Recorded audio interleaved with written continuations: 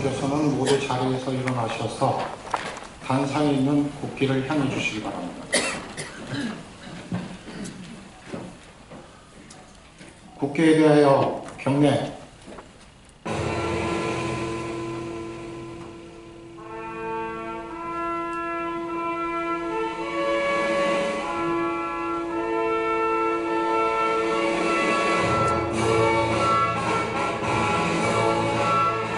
나는 자랑스러운 태극기 앞에 자유롭고 정의로운 대한민국의 무궁한 영광을 위하여 충성을 다할 것을 굳게 다짐합니다.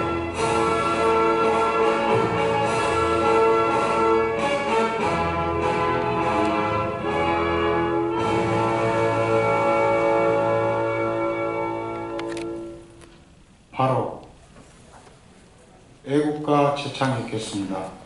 애국가는 1절만 제창하도록 하겠습니다.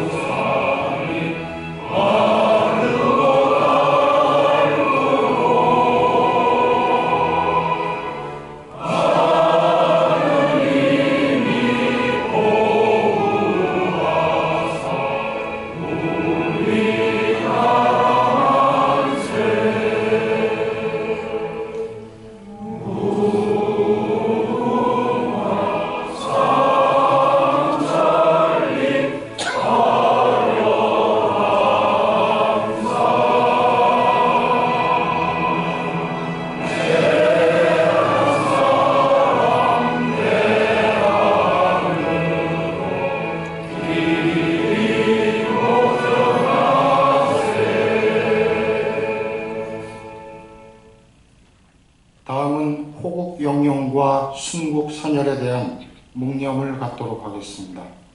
일동 묵념.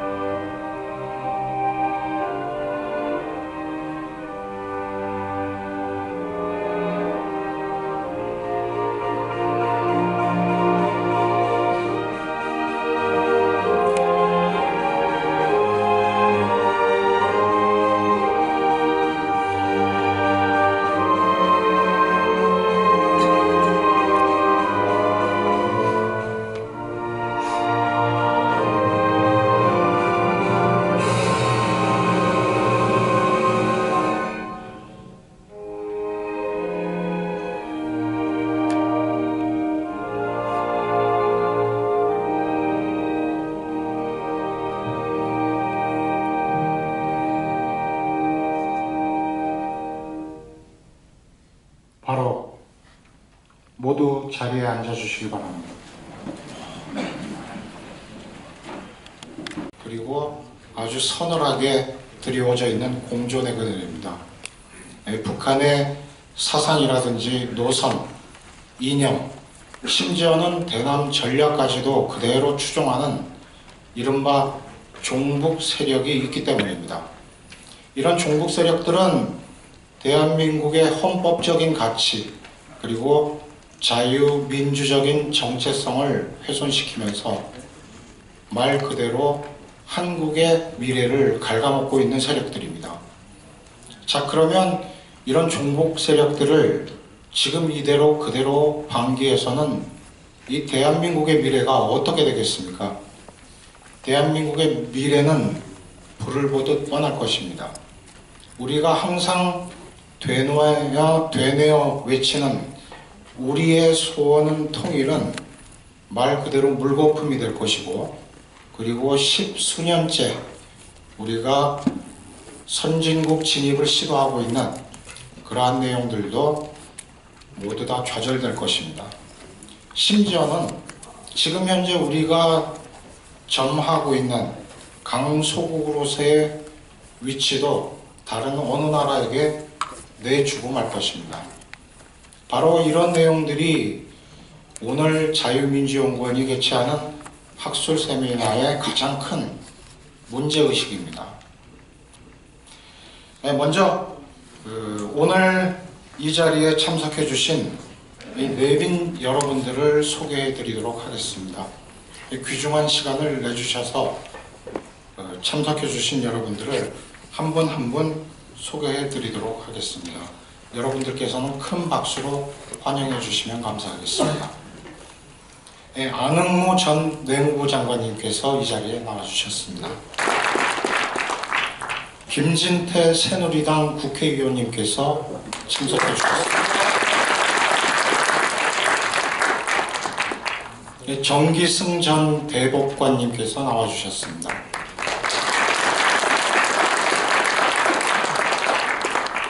이동복 전 국회의원님께서 귀중한 시간 내주셨습니다. 이병진 대한민국 경우회 부회장님께서 이 자리에 나와주셨습니다. 그리고 인복일 뉴데일리 대표님께서 함께해 주셨습니다.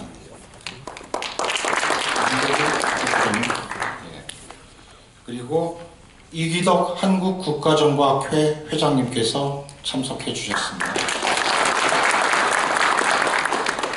서석구 변호사님 함께해 주셨습니다. 김상겸 동국대 학장님께서 나와주셨습니다.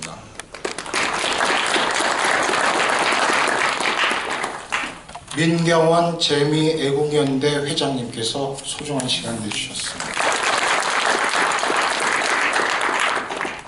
션리 애국동지회 회장님께서 이 자리에 나와주셨습니다. 김경희 3.1 소샤이어티 대표님께서 함께해 주셨습니다. 잠깐 늦으시는 겁니다. 그리고 마지막으로 이여명 한국대학생포럼 대표님께서 귀중한 시간 내주셨습니다. 고성진 더구 회장님께서 이 자리에 참여해 주셨습니다.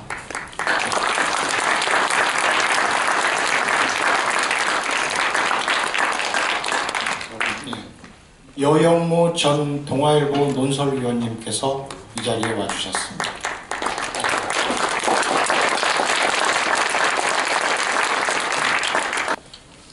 다음으로는 축사가 있겠습니다. 축사하실 분이 많이 계실 텐데 저보고도 축사를 하라고 해서 나왔습니다. 오늘 이 자유민주학회에서 종북세력 척결을 중심으로 한 학술 발표에 너무나도 시의적절한 이런 모임이라고 생각을 합니다. 사실은 과거에도 여러 번 한 걸로 합니다만은 아직도 해결이 안 되고 있어서 안타까운 마음에서 다시 또 이런 학회를 하시는 거라고 생각해서 오늘 이 학술회의는 바로 우리 정말 자유민주화 시장례를 지킬 기본 가치를 지킨 세력이 어떤 어려움이 있어도 종북 세력을 척결하고 부패를 척결하고 이래서 남북관계에서 우리가 빨리 지구상에 하나밖에 없는 김정일 체제를 무너뜨려서 통일을 하고 그 바탕 위에 일본이 지금 저러고 있고 중국이 저러고 러시아가 저러고 하는 이 우리 동북아 정세에서 참 안중근사의 동양 평화론을 생각을 하면서 다시는 나라가 위태롭지 않게 하려면 바로 국가에 힘이 있어야 되고 국민들의 단합이 있어야 된다. 그런 의미에서 오늘 이 학술회의를 높이 평가를 하고 여러분들의 큰 참여와 격려를 부탁드리면서 제 축사를 마치겠습니다. 감사합니다. 네, 반갑습니다. 우리 유동열 원장님을 알게 된 거는 벌써 한 20년 가까이 된 것 같아요. 마지막으로 제가 와서 이렇게 의정 활동을 지금 3년 됐는데요. 느낀 거는 그겁니다. 딱 하나. 이 종북 좌파들은 너무너무 거짓말을 잘한다. 빤히 보이는 것도 뒤집어서 얘기해요. 여러분 다 보셨잖아요. 광우병 사태 거쳐오고 우리가 천안함 거쳐오고 지금 세월호까지 왔잖아요. 해도 너무너무 심합니다. 그런데 우리 국민들은 현명하기도 하지만 굉장히 감성적입니다. 그래서 우리 여기 모인 우리들이 이렇게 지금 세미나를 하는 이유가 바로 거기 있습니다. 이 실태를 정확하게 알고 이제는 인터넷 다 잘하거든요. 우리 보수 우파도 퍼뜨리고 카톡으로 보내고 이렇게 행동해야 됩니다. 이런 움직임 하나하나가 세상을 바꿀 것이다 이렇게 생각합니다. 오늘 정말 고생 많이 하셨습니다. 축하드립니다. 네, 안녕하십니까. 저 유동열입니다. 먼저 오늘 이 세미나를 위해서 이렇게 직접 축사도 해주시고 또 와주신 내빈 또 여러 이 자유민주 진영의 애국 어르신들 감사드립니다. 또 오늘 이 자리에는 젊은 학생들이 좀 많이 있을 거예요. 그래서 오늘 이 세미나는 이러한 악성 암세포를 완전히 뿌리를 뽑자라는 계기를 마련하기 위해서 저희가 이 세미나를 주관하게 됐습니다. 저희 자유민주연구원은 약속을 합니다. 대한민국의 자유민주 체제와 헌법제까지를 이걸 발전시키고 선진화시킬 때까지 우리는 저런 악성 암세포를 드러내는데 앞장을 서겠습니다. 저희들이 연구하고 분석하고 행동으로 옮기겠습니다. 여러분 감사합니다.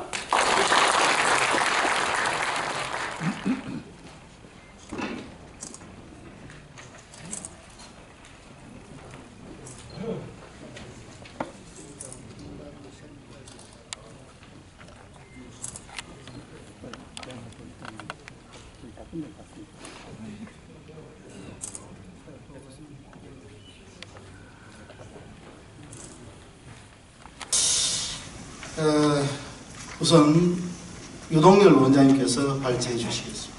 저희가 연구를 하는 이유는 이 잘못된 사회 현상을 바로 잡겠다고 연구하고 국가에서 녹을 주고 하는 건데 25년 동안 국가의 녹을 받으면서 종북 문제, 북한 문제를 연구했는데 이러한 문제가 아직 해결이 안 되고 진행형이기 때문에 저도 이 종북 문제 확산에 대해서 큰 책임을 느낍니다. 그렇지만 우리가 다시 한번 이 문제를 또 깨우쳐야 하기 때문에 말씀드리는데 요새 그 안보와 관련돼서 유행하는 용어가 하나 있습니다. 비대칭 전략이다. 이 비대칭 전략은 뭐냐면 적국은 가졌는데 우리 아군은 갖지 않는 무기 역량을 말합니다. 그래서 통상 북한의 비대칭 역량 하면은 핵무기 우리는 없죠. 북한에 있고. 두 번째 장거리 미사일. 세 번째, 약 5천 톤에 해당되는 화학무기, 그 다음에 사이버 전력. 크게 이러한 것들을 북한의 비대칭 전력으로 소개를 하는데, 맞습니다. 비대칭 전력. 그런데 북한이 가지고 있는 비대칭 전력 중에 가장 우월하고 가공할 만하고 큰 비대칭 전력은 뭐냐? 바로 종북세력입니다. 북한은 종북세력을 가지고 있지만 우리는 북한에 종남 세력이 없지 않습니까? 조직화가 안 돼 있죠. 그러니까 북한이 가지고 있는 여러 가지 비대칭 전력 중에 가장 소중하고 우월하고 효과적인 비대칭 전력은 뭐냐? 바로 종북 세력입니다. 자꾸 핵 중요하죠. 그러나 그보다 더 중요한 것이 바로 종북이다. 이런 규정을 내렸습니다. 오늘 저희 세미나 관련해가지고 문화일보가 오늘 석간에서 일면 탑 기사로 저희 연구원의 발제를 소개하고 있습니다. 바로 이 비대칭 전력도 소개를 하고 있는데 이만큼 이 종북 문제가 중요하다는 것을 먼저 말씀드리고 그다음에 이제 두 번째 말씀드릴 것은 도대체 종북 세력은 언제부터 생겨났느냐? 이 종북의 역사죠. 바로 이 한반도에 북한 자기들 용어로는 조선민주인민공화국 북한이 생겨났을 때부터 종북이 같이 생겼습니다. 갑자기 80년대, 90년대에 종북 세력이 우리 사회에 뿌리되는 게 아니라 바로 해방과 함께 북한의 친소 정권인 있었을 때부터 소련 군정 때부터 생겨난 거죠. 그래서 그 역사를 제가 3페이지부터 쭉 정리를 했습니다. 그래가지고 지금 현대까지 정리했기 때문에 보시면 될 것 같아요. 제가 다 소개할 수는 없고.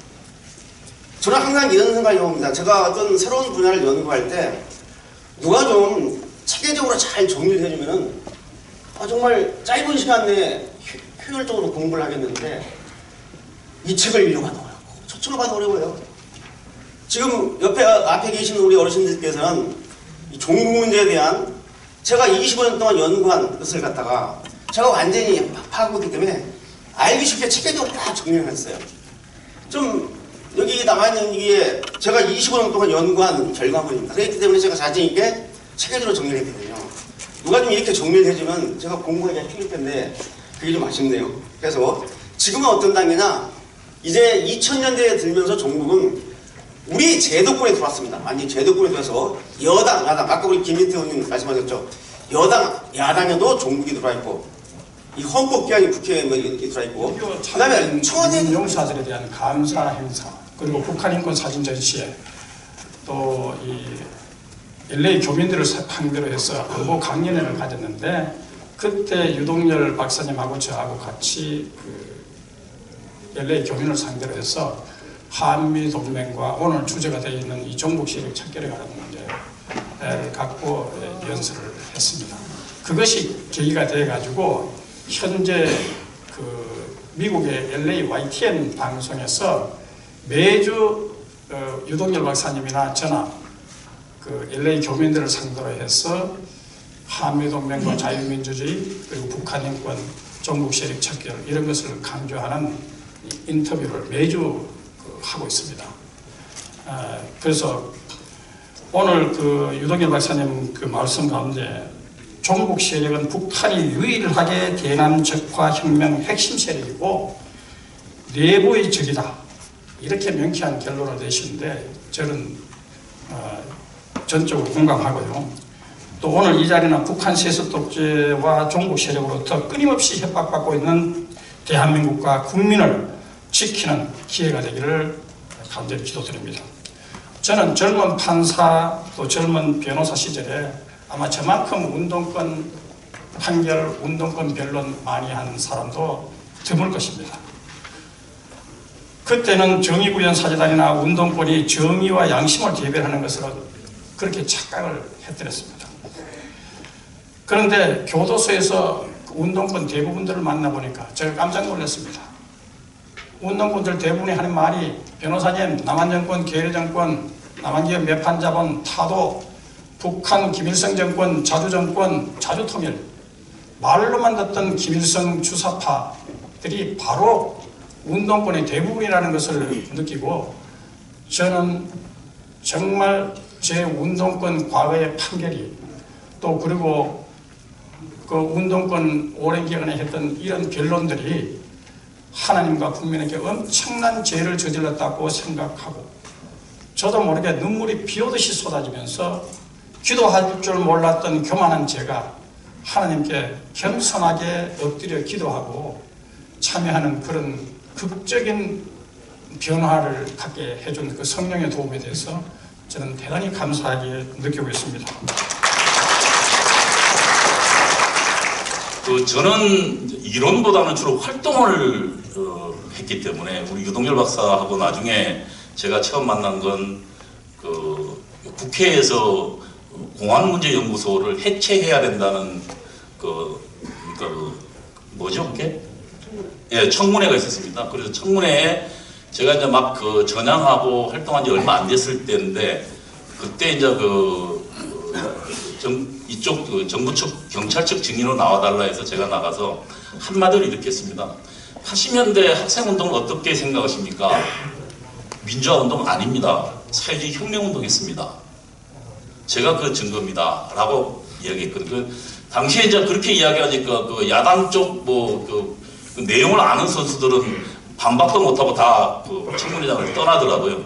만약 그 친구들이 좀 반박했으면 제가 훨씬 더 이야기를 할 게 많았는데 그 친구들이 저한테 질문을 안 하고 다 떠나는 바람에 제가 그 반박을 더 말할 기회를 없었는데 명백한 건 이렇습니다.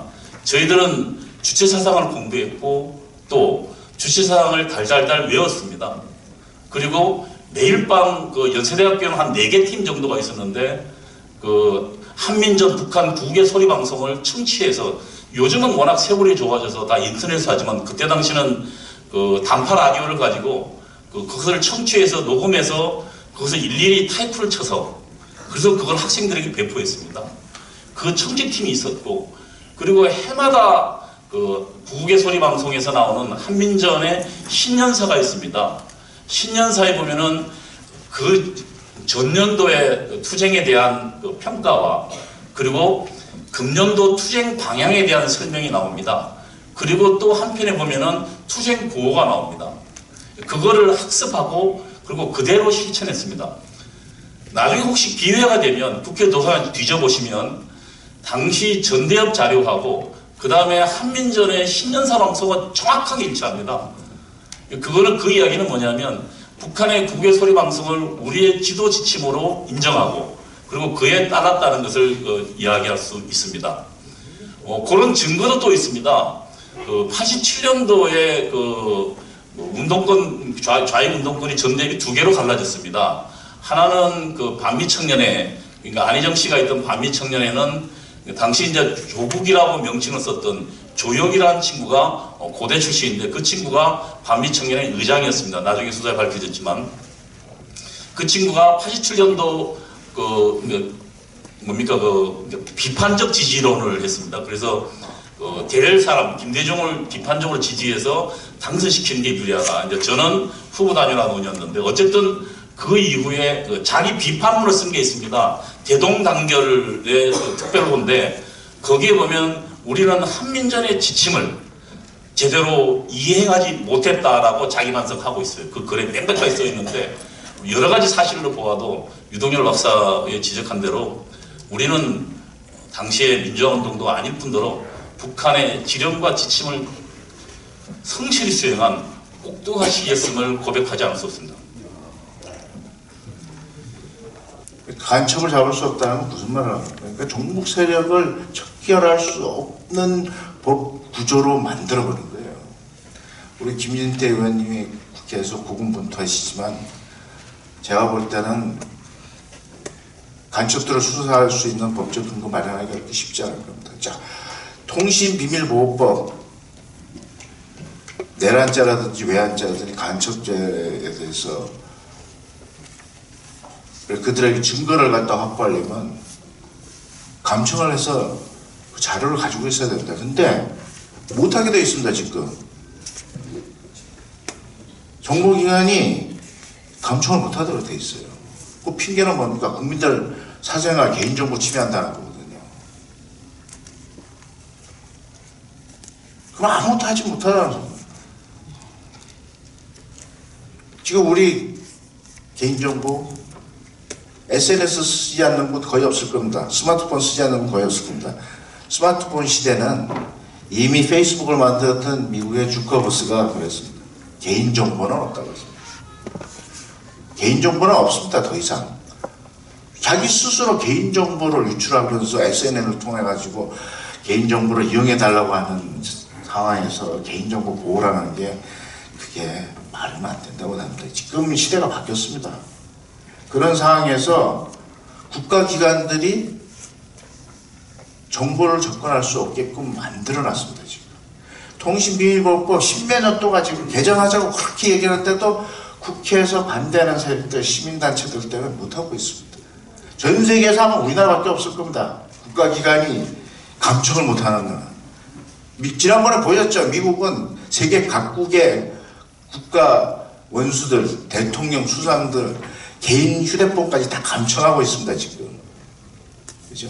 그래서 미국 오바마 대통령이 독일 메르켈 수상한테 미안하다고 사과까지 했습니다. 그러면서도 또 하고 있을 겁니다. 국가 이익에서 어쩔 수 없습니다. 근데 우리나라 아무것도 못하고 있습니다. 이런 법을 가지고 있는 국가가 됐습니다. 그게 어디서부터 출발하겠습니까? 국회로부터 출발하는 겁니다. 말도 안 되는 얘기입니다. 그래서 저는 했고요. 어저께 우리 안보 정책학회를 만들었습니다. 거기서 다룬 게 뭐냐면 특정금융정보법에 대한 문제점을 다뤘습니다. 아마 아시는 분 계실지 모르지만 2001년도에 자금 세탁을 방지하기 위해서 특정금융거래 정보 이용 및 보고 및 이용에 관한 특별법을 만들었습니다. 우리가.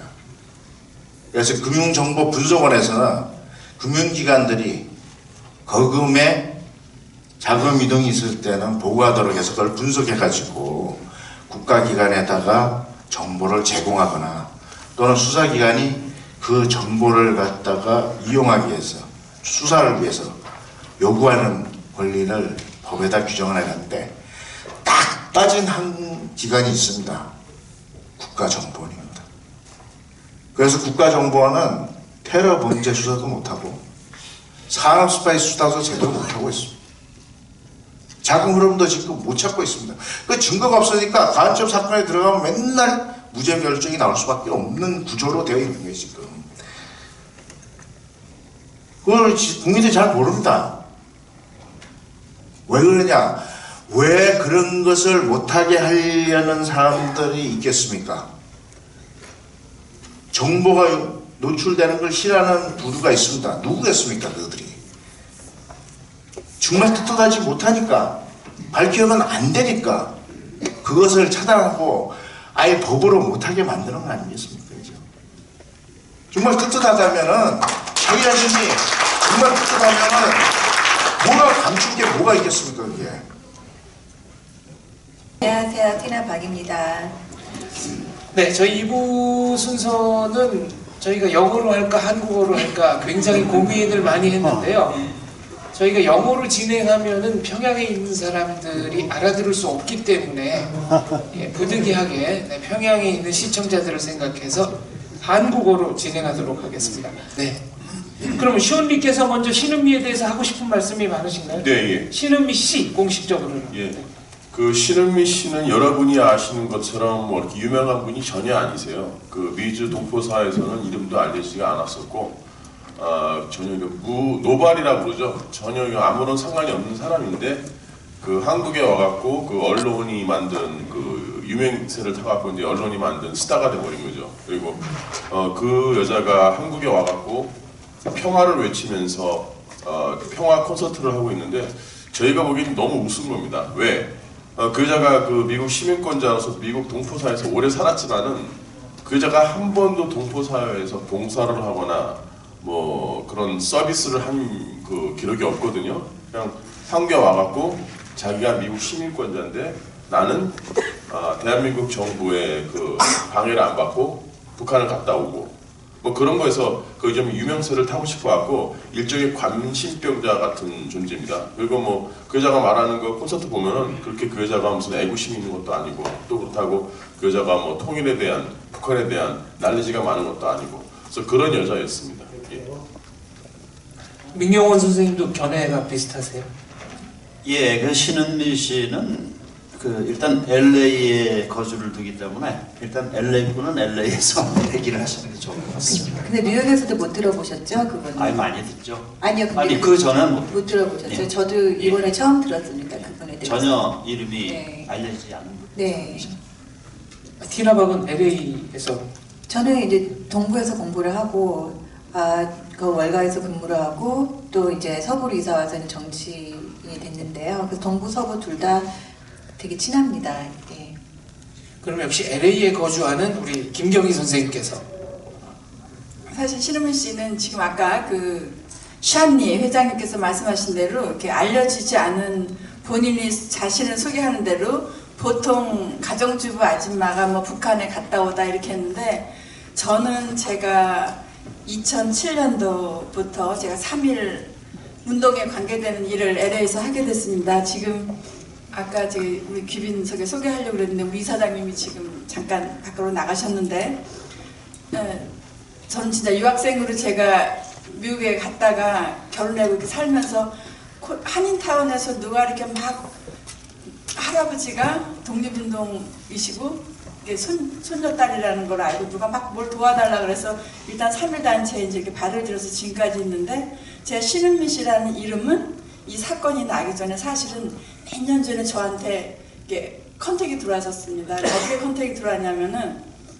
어떤 아줌마가 북한에 갔다 왔는데 이게 우리 회원들을 다 모아달래요. 그러면 이게 강좌를 하나 하겠다고. 근데 저는 사실 이 비영리 단체 미국에 보면은 많은 비영리 단체 그 CEO들이 뭐 연봉으로 5만 불, 10만 불 뭐 어마어마한 이런 저기가 있지만 정말 여기 있는 여기 회장님들이나 이런 분들 다 저희들은 저희 주머니 돈을 내서 이렇게 해서 봉사하는 그런 단체인데 제가 우리 사무 직원도 들 수도 없고 제가 회장 일을 하면서 내가 밤을 새고 온 사무실을 사무장 총장서부터 모든 거를 다 이게 뭐 주지사 뭐 LA 시장 이렇게 다 연결하고 모든 걸 하고 있는데 뭐 어떤 사람이 자기가 북한 갔다 왔다고 우리 회원들을 모아주면 제가 북한 갔다 온 얘기를 하겠다 그러는데 제가 그럴 시간이 없다 그랬어요. 원래 그거보다 더 중요한 일들이 너무 많이 이렇게 돌아가고 있기 때문에. 그런데 그 얘기를 이렇게 나한테 말을 던진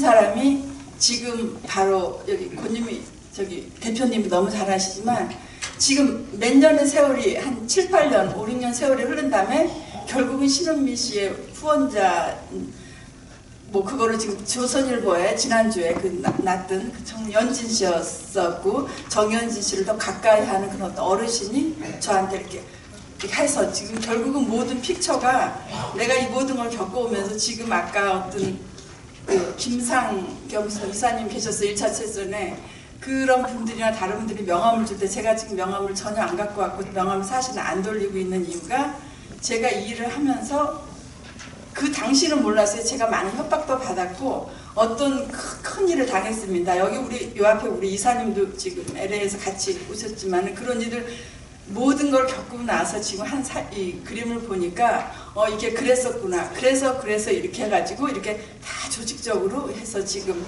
그분들이 바라는 아주 그림이 좋은 애국단체에 더 또 이렇게 침투하고 있고 이런 현상이 돼서 사실 저로서는 개인적으로서는 신은미 씨 이름을 몇 년 전에 들었었습니다. 정신과 의사분들이 신은미 씨에 대해서 평가한 내용이 있는데요. 이분은 아티스트로서 실패했기 때문에 갈채가 필요했던 거 아니냐. 그 갈채를 제일 많이 공급해 줄 수 있는 게 평양이었기 때문에 아마 거기를 주로 자주 왔다 갔다 했던 것 같다. 이런 분석도 있습니다만 그러나 문제는 신은미 씨의 의도와는 상관없이 여러 가지 문제가 실질적으로 생긴다는 점이죠. 어떻습니까, 권 선생님? 네, 맞습니다. 지금 해외에서 오신 분들이 말씀하시는 것들은 신은미가 전혀 아무 활동도 안 하고 이름도 알려지지 않은 사람이 대한민국에 와서 이렇게 분란을 일으켰는데요. 사실은 제가 한국에서 보는 신은미는요, 북한에서 철저하게 학습돼가지고 만들어진 꼭두가시 인형처럼 한국에 유입돼서 그리고 결국은 북한이 한국으로 바로 안 되니까 해외 교포를 상대로 해서 이용해서 한국으로 어떤 이런 선동에 대해서 흘러 들어온 것들이 아닌가 이렇게 생각합니다. 자, 민경원 회장님께서도 이제 LA 얘기 자꾸 나오니까 뉴욕 얘기를 좀 하고 싶어 하실 것 같습니다. 예, 당연합니다. 근데 아주 젊은 분들 속에 있으니까 좋네요. 근데 저는 재향군인 회장을 하면서 최연소로 했습니다. 그 연세가 많으신 분들이 해오다가 그래도 60대가 맡아보기는 처음이었어요. 아무튼 뉴욕에는 지금 LA하고 비슷한 양상인데 뉴욕하고 LA는 사실 좀 멉니다. 그래서 어쩌다가 그 노길남 씨가 한번 와서 같이 데모를 한 거 그거 외에는 거의 섞이질 않습니다. 뉴욕에는 그 몇몇 사람들이 특히 노드도를 중심으로 해서 김동균 목사라고 사실은 뭐 목사인지 아닌지 모르겠지만은 목사라고 하고 다니면서 어떤 때는 뭐 툭도 치고 다니고 아무튼 괴상한 사람이 있습니다. 이 사람이 주로 이 데모를 시위를 주도를 하는데 장소는 맨하탄 32가 한국 사람들 많이 사는데 그리고 타임스퀘어 그리고 한 번은 예일대에서 예일 법대에서 그 앞에서 시위를 해가지고 그것을 SNS로 다 찍어가지고 마치 그 예일 법대 다니는 사람들이 이런 일을 꾸민 것처럼 그렇게 위장으로 지금 퍼뜨리고 다니고 있습니다. 그리고 이 사람들은 하면은 무슨 기습작전처럼 해요. 그래서 한 4월 전에 미리 시위를 하면은 우리는 미리 신고를 하죠.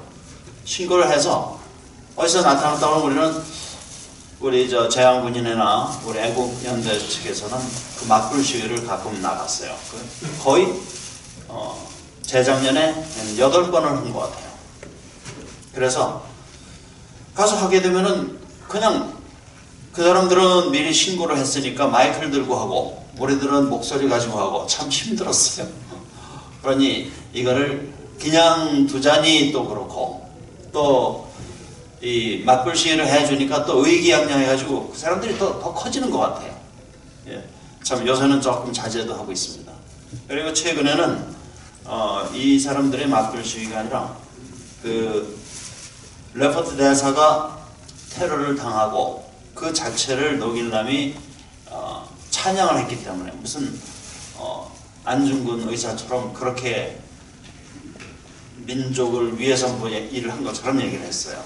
그래서 바로 FBI가 수사가 들어갔는데 우리는 FBI 앞에 가서 이런 얘기를 했어요. 저희가 그 전에 그 시위할 때 그 사람들 사진 찍은 거, 또 노길남하고 같이 찍은 사진 이런 것들을 다 가지고 있어요.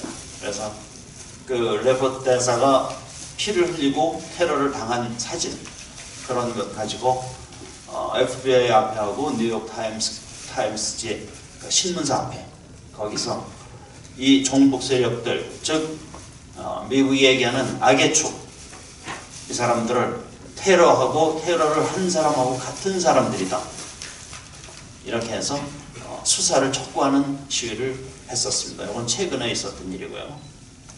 그래서 이제 해외에서 자꾸 이런 일이 있는데요. 일단 소피아 홍이 우리 이제 함께 했으니까 거기에 대한 그 경험이 있다고 저는 알고 있는데 좀 같이 쉐어해 주실래요? 네, 아까 제가 했어요 벌써.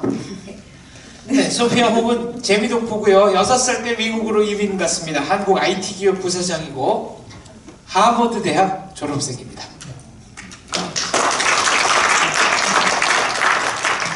안녕하세요. 좀 늦게 좀 죄송하고요.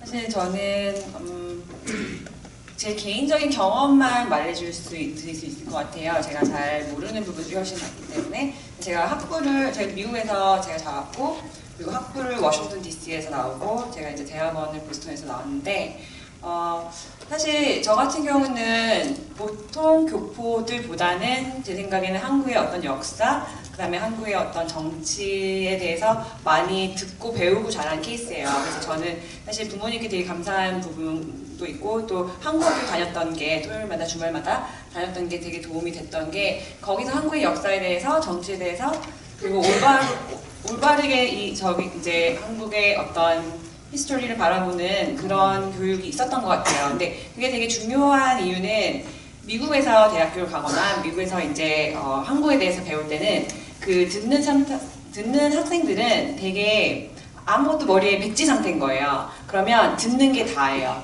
그렇다면 이제 한국의 역사를 어떻게 배우는가에 따라서 한국과 그러니까 북한과 그 다음에 남한 이 사이의 결정이 어떤 상태다, 어떤 뭐 이제 정부를 갖고 있다라는 것을 처음 배우게 되는 거예요. 근데 제가 놀랬던 부분들은 사실 제가 이제 그냥 경험으로 3가지를 말씀드릴 텐데 교회를 얘기할게요.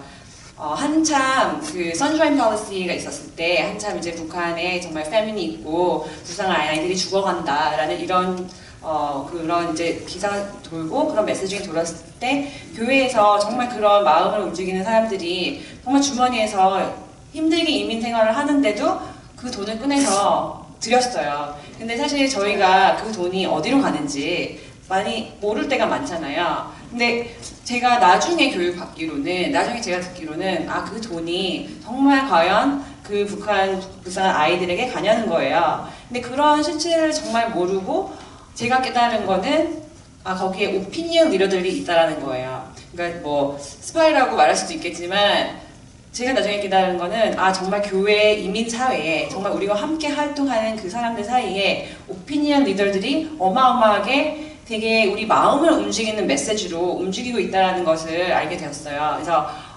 그때 한참 정말 북한 아이들을 위해서 너무 메시지는 좋잖아요. 아무것도 모르는 사람 상태 입장에서는 정말 돈을 주머니에서 힘들게 버는 것도 다 꺼내게 돼 있어요. 그래서 그런 식으로 이제 처음 제가 이제 북한에 대해서 접근을 하고 좀 알게 되었는데, 나중에 이제 오피니언 리더들에서 제가 이제 배우게 됐죠.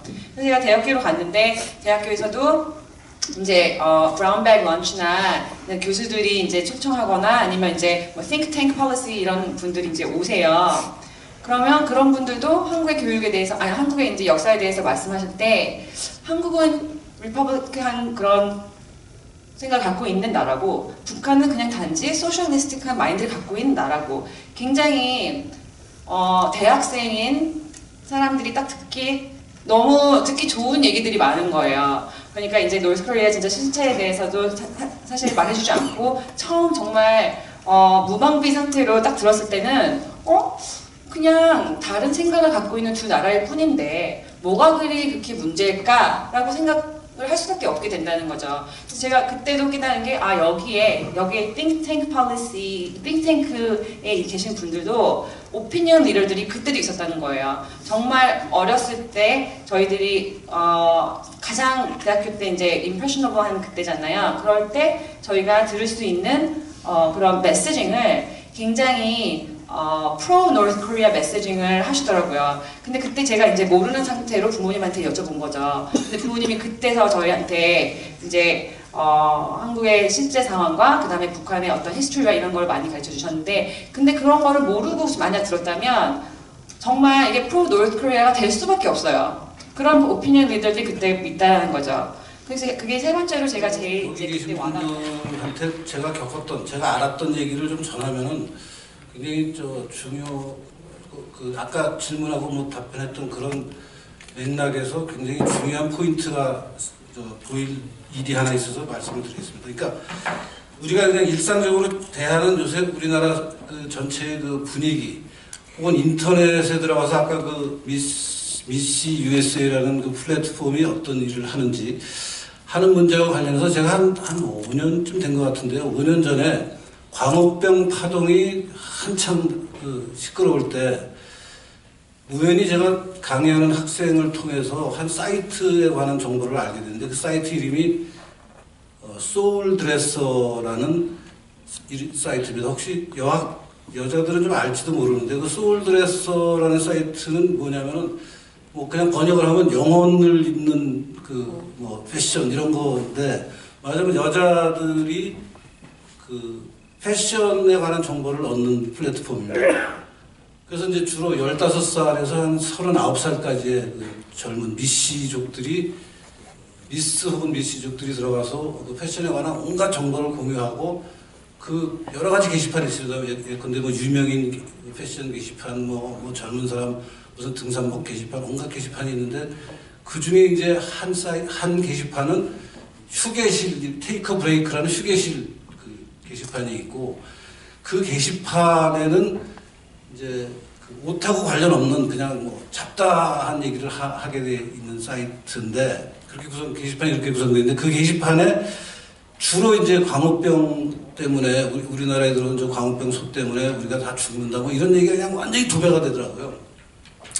그런 사이트가 있다는 얘기를 제 젊은 그 당시 2학년 여학생한테 듣고, 야, 너 그거 한번 조사해보자 하고, 사실 저는 그걸 못 들어갑니다. 왜냐하면 여자의 15살에서 39살만 들어가야 돼 있으니까. 그래서 그 여학생한테 시켜서 그 테이크 브레이크라는 사이트에 올라온 글의 전수를 조사했습니다. 내용은 상관없이 글을 누가 제일 많이 올렸나 해서 상위 3위를 찾아냈어요. 물론 실명은 모르지만 이제 그 인터넷 아이디가 있으니까 글을 누가 제일 많이 썼는지 상위 3위를 찾았더니, 그 상위 3인이 쓴 글이 전체 게시판의 40%가 넘더라고요. 전체 게시판 글의 40%가 넘는데, 이 세 사람은, 그래서 이제 이 세 사람이 휴게실, 잡다만한 게시판만 글을 쓰는지 다른 데도 글을 쓰는지를 다 뒤져봤습니다. 뒤져봤더니 이 사람들은 휴게실에서 주로 활동하고 다른 데 가서도 글을 쓰는데, 옷에 관한, 패션에 관한 얘기는 한마디도 안 쓰는 사람들입니다. 전부 미국산 소고기 먹으면 죽는다, 뭐 오늘 집회에 나가자, 뭐 수돗물 마셔도 너네 뭡니까 광우병 걸린다, 뭐 라면 먹어도 광우병 걸린다, 뭐 뇌성송 구멍탁, 이런 얘기로 그냥 계속 그 글을 쓰고 있는 3인이 있더라고요. 그 사람들이 누군지는 제가 수사권이 없어서 못 찾았지만 이제 그거를 제가 정리를 하고 그 여학생한테 야 이런 사이트가 또 있지 않겠냐고 막 찾아봤더니 또 아마 여학생들은 알지 몰라요. 화장빨이라는 사이트가 있습니다. 이건 또 화장품에 관한 정보를 공유하는 사이트예요. 근데 그 사이트도 똑같아요, 상황이. 아까 저기 소피아 홍님께서 말씀하셨던 말 중에 이런 말이 있었어요. 정말 그 미시 USA가 그 많은 교육 정보를 주고 젊은 아기를 키우는 엄마들한테 사업 정보도 주고 많이 주는데 그 사이트에 들어가서 그거를 정보를 보는 엄마들은 아무 죄가 없고 모르고 그냥 보는 거잖아요. 그런데 그거 뭐 하나를 우리가 그 조심해야 되냐면 우리가 믿기를 그건 다 믿기고 그렇지만 그 사람들이 작년에 세월호 사건 있을 때 에브리 세러데이마다 총영사관으로 우리 50주가 총영사관으로 오늘은 다 매월 며칠 몇 시에 모입니다가 인터넷에 뜨면 그 엄마들이 오늘은 까만 옷을 입고 옵니다. 그럼 까만 옷을 다 입고 애들 손을 잡고 영사관 앞에 다 모이는 거예요. 그래서 하루는 저희가 이렇게 이제 샤니 회장님과 우리들이 한번 급습 같이 나간 날 영사관 거기 파킹란에서 차를 세우는데 내가 이제 배너를 가지고 영어로 쓴 배너를 가지고 들고 나가는데 내가 무겁잖아요. 무겁고 이제 이렇게 그러니까 어떤 젊은 남자가 이거 들어드릴까? 그래서 네 같이 듭시다. 그리고 긴 배너를 이제 막대기랑 이렇게 드는데 영사관 정문에 딱 되니까 누가 종북 팀인지 누가 저기 팀인지 연세 드신 분 빼놓고는 우린 그날 젊은 학생들까지 나가서 잘 눈에 안 떴어요. 그러니까 이분이 우리 쪽에 서서 까만 와이셔츠를 입고 나와서 네 도와드리겠습니다 이러다가 거기서는 또 우리 회원들은 또 그 미시 USA에 거기서 나온 사람들이 또 사인을 하라고 그러더라고요. 그러니까 사인을 막 뭐 김누구 박누구 아무아무에 이렇게 막 하고 있고 그 남자는 또 나를 또 도와주고 있고 막 이러다가 1분 후에 막 외치는 걸 보고서 읍스 그러면서 자기는 저쪽 파트로 가고 나는 이쪽에 있고 이런 정말 우스운 이런 일이 벌어졌는데 이분들은 하는 게 그 세월호 사건 때 매주 토요일, 매주 수요일 그 인터넷으로 매월 몇 시에 어서 모입니다는 50주에 있는 그 엄마들을 다 모빌라이즈 하는 거예요. 그러니까 영어로 뭐 모빌라이즈 다 이렇게 집합, 동원을 시키는 거예요. 그 파워가 굉장합니다. 그 인터넷으로 한다는 게. 우리는 이제 이쪽에서는 할아버지들, 할머니들 많으니까 인터넷도 못하고 그런 웹사이트 없으니까 막 뭐 이제 종북 연구가 지금 여기 그런 분들이 이제 술수가 들어오고 그러면은 이날은 정말 크게 한데 이날만 우리가 나가야 돼. 그런 날 저쩌다 한번 나가서 이렇게 하고 그런데 정말 미약하고 그분들은 그게 정말 좋은 정보를 주면서 교육 정보, 사업 정보를 주면서 사람을 확 이렇게 며칠 날 모입니다. 불쌍합니다. 당신들의 아들들이 죽었습니다. 그러니까 꼬마애를 데리고 나와서 7살 먹은 아들은 바이올린 진원곡을 근사하게 막 심금이 울리는 그런 곡을 연주해갖고 길거리에서 합니다. 그리고 딸아이는 목에다가 박근혜 네가 죽였다. 그런 거를 우리가 정말 역사를 아까 말씀하신 것 같이 정말 우리나라가 어떻게 이렇게 잘 살게 됐는데 그 많은 사람들이 얼마나 애국선열님들이 피를 흘리고 이렇게 했는데 그 뿌리를 알기 전에는 정말 이거를 우리가 좀 정신 차려야 되는 그렇다고 생각합니다. 한 가지 제가 근데 만약에 뭐 일반 언론들이 지금도 언론 통제를 받고 있다고 얘기하는데 진짜 국가 위기 상황이 오거나 대형 사고가 났을 때 지금 안전 대비 시스템이 망가진 걸 떠나서 일단 언론을 통제해서 왜냐면 더 불안한 국민 정서에 이런 선동이 또 우리는 남과 북이 나눠져서 지금도 심리전이 오히려 북한보다 우리 남한이 더 잘 먹히는 상황이다 보니까요. 그러면 그 통제는 반드시 해야 된다고 저는 보거든요. 그래서 그 쇠고기 파동이나 아니면 뭐 세월호 이 모든 것들은 통제받지 못한 무분별한 언론들에 의해서 이렇게 선동당했고 그걸 갖다가 퍼다 날른 일반 네티즌들 그리고 그 사이트에서의 뭐 이렇게 선동가들 그 문제 같습니다. 제가 한 가지 또 여기다 추가적으로 말씀드리자면 이건 저희 모두들 생각해야 될 부분인 것 같은데 제 생각에는 저희 여기 계신 분들이 제 생각에는 저희 부모님 연세랑 비슷하지 않을까라고 생각을 하긴 해요. 근데 저 같은 경우는 아마 여기 있는 학생들하고 그 사이에 있는 나이가 될 것 같은데 사실 그 제너레이션 갭도 무시 못하는 것 같아요. 그 이제 어른들하고 또 그 밑에 있는 다음 세대하고 줄여지지 않는 어떤 소통 갭도 있는 거예요. 그러니까 어른들이 생각하시는 생각도 있고 왜 보수파가 중요한지 왜 왜 종부 세력에 대해서 알아야 되는 건지 이런 것도 되게 좋은 정말 중요하고 바른 인포메이션이 많은데 어떤 의사소통에 있어서 젊은 친구들을 젊은 세대들을 되게 품지 못하는 부분이 저는 있다고 생각해요. 그래서 그런 갭도 줄여가야 되지 않을까라는 생각이 드네요. 네, 뭐 테이블에서만 얘기해서 죄송한데 유동열 박사님 마무리 발언하시고 이제 끝내는 거예요. 예, 저희가 6시까지 대관 신청했는데요. 뭐 다른 건 없고 오늘 이 세션은 보니까 이 토크쇼인데 앞으로 토크쇼를 해야겠네요. 훨씬 뭐 발표하고 토론보다도 지금 이 토크쇼 형식이 낫겠어요. 우리 장원재 박사하고 티나 박이 아주 사이를 더 그렇게 잘 봐서 그런지 몰라도 앞으로 저희 자유민정원은 세미나를 할 게 아니라 이 토크쇼를 해야겠다. 그래서 이번에는 미리 준비를 못했지만 앞으로는 이제 앞에 계신 어르신들, 우리 청중과 이렇게 소통하는 이런 식으로 해서 한반도의 안전 문제, 우리 체제 문제를 좀 논의할까 합니다. 오늘 무려 300여 명이 참석하셨어요. 근데 이 세션에 좀 많이 나오시고 100여 명 나오셨는데 끝까지 자리를 지켜주시고 저희 대한민국의 자유민 체제의 발전을 위해서 이렇게 경청해주신 여러 어르신들, 또 동료분들, 또 젊은 학생들 오늘 오시니까 좋죠? 예, 앞으로 좀 자주 오세요. 그래서 또 감사드리고 저희가 동원된 것 같은 분이 아니, 동원된 거 아닙니다. 예. 그래서 오늘 여기서 강의 마칠까 합니다. 자, 우리